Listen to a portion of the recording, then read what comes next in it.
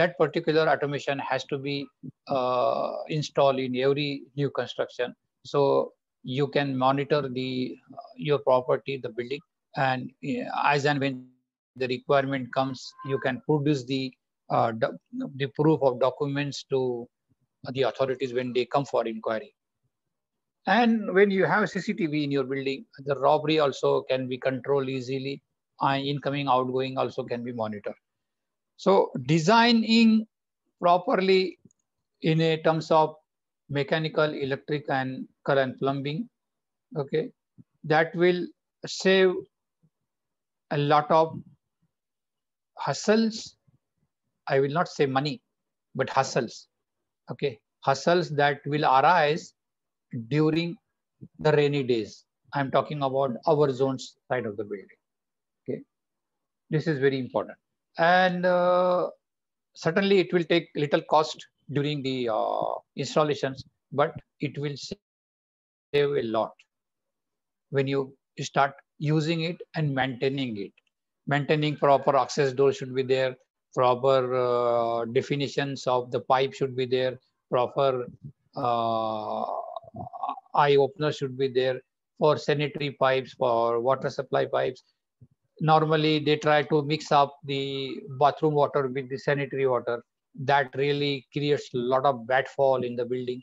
These designs should be, there has to be proper criteria for such building. And you know what, the important is, like you have a kitchen. In kitchen there has to be two wall side, one has to be water side, one has to be electrical side.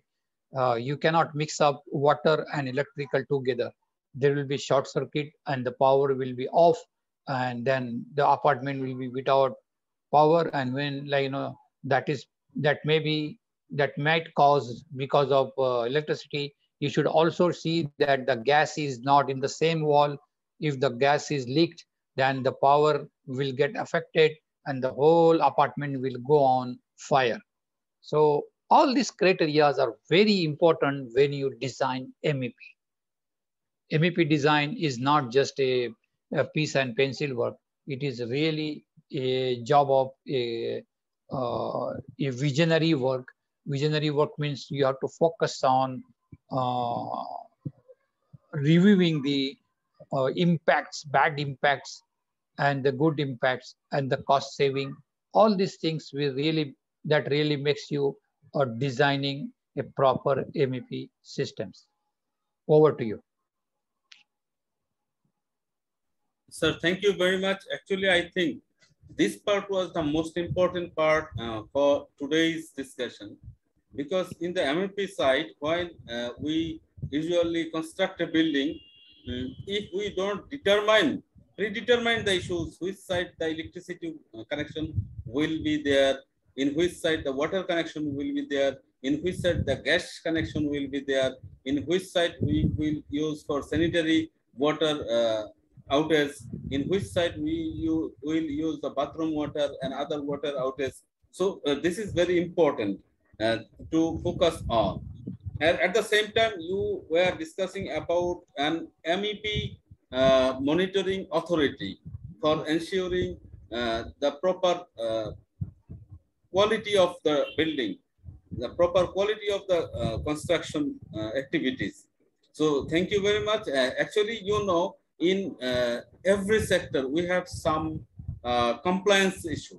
There are some regulatory bodies, those who are used to monitor, evaluate, and ensure the compliances. So in building construction sector, what are the compliance issues are there, and who are the appropriate authority to monitor those compliance issues? Over to you, sir. Okay. As I said, if the country implements norms for the construction, norms, when it comes norm, means a developer has to be forced to hire a consultant. Now, it will be, if the consultant is hired, then it will be consultant's job to issue the specification for the building or the project. Now, these specifications will be for every bits and bits of the project, starting from the sand to the automation. Okay, what kind of sand, what the strength should be, okay, what the size should be, what kind of cement, all this. In if I talk about MEP, in MEP there will be about if not less 19 subjects, including the ELV special system, total 19 or 20 subjects, where every subject will have its own specification. Like when I say mechanical, mechanical will be one, but in mechanical there will be again 3 to 4 subjects. One will be the HVAC, which is heating, ventilating, and air conditioning, which is the major part of a commercial building. And then the second will be the firefighting, then the then the water supply will come there. So all these will have their own specifications. These specifications will become the, I will use a word, so-called Bible for the building or Quran for the building.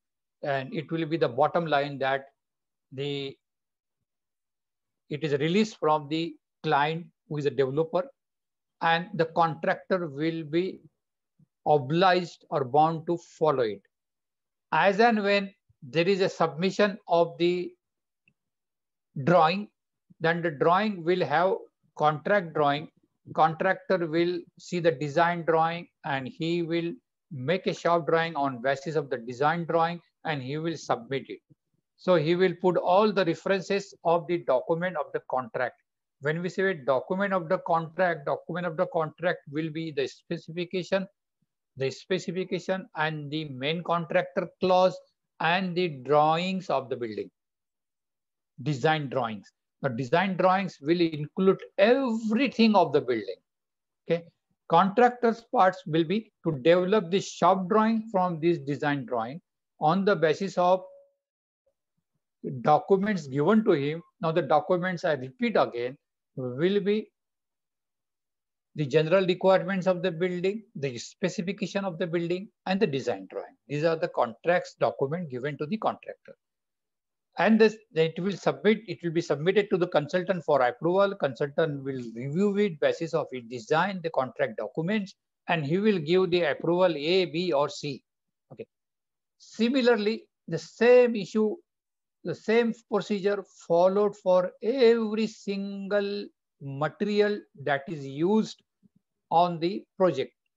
So this process basically is a very lengthy process, but what happens here is that authority with a consultant, his job is to ensure that the contractor is not deviating from complying to the requirements of the building specifications.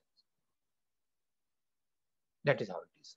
So this is very important, where consultant sitting on the site or the design office is ensuring that his client, his owner, the employer for him, who is a developer rather, is getting 100% accurate as what discussed, agreed, designed, and released for the contract. In our language, we call it IFC, released, issued for construction. IFC, issued for construction, means that's the final document. Over to you.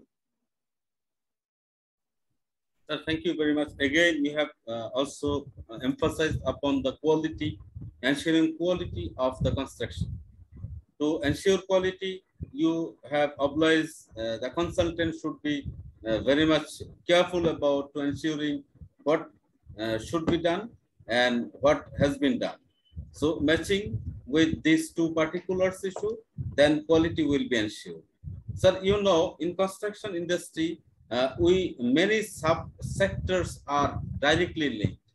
For example, for a construction work, we need skilled architecture. So this is educational service industry. For construction materials, we need stone, we need bricks, we need concrete, we need cement, we need iron, steel. So there are these sectors involved. Similarly, for interior designing, for furniture, for electrical equipment, for fittings and lightings, so lots of other sectors are involved. So each of the sectors are employing many employees. They are generating employment opportunity for thousands of people. So from this aspect, could you please discuss the contribution of building construction industry to a country's economic development? Yes, please.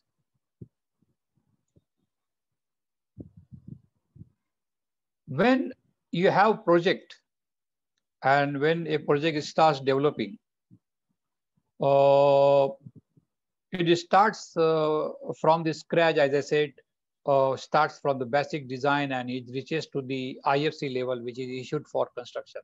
Once it is issued for construction, then really a lot of up and downs starts in that particular zone. A lot of people start working suddenly to ensure that the work has, because work basically is that goes based on the calendar.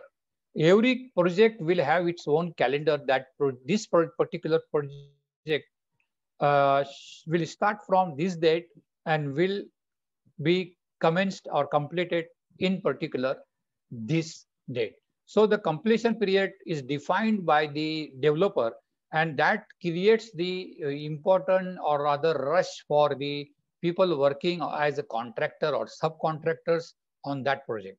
Now, what happens here? Any country, will not have all type of manpower. Okay, some countries they will have IT sectors very popular. They are very popular into IT sector, so ELV system will not be an issue. But when it comes to the solar system, they will definitely will have to look into foreigners, where foreigners will come there and will do the design job or rather installation job on behalf of the client. So this really creates opportunity not only for the countrymen, but also foreigners to work on that particular project. So if there are opportunities created for the countrymen, then what happens? The unemployment of that particular country, being resolved for that particular period, and a lot of people they get job starting from engineers, accountants, HR, and then skilled and unskilled workers. So skilled and unskilled workers, if we stick to one particular country, then it is not sufficient to meet the project requirement timeline. You need to hire people from abroad, other countries like neighboring countries where the cheap labor will be available. You can bring the people in. This again creates the economy for government, visa cost, their ticketing cost, the air aviation starts earning money, and it again, these people outsiders, they come in and then they start shopping in your country, they start staying in. So everywhere economy, certainly yes, it starts gaining when there is such type of developments. It starts and lasts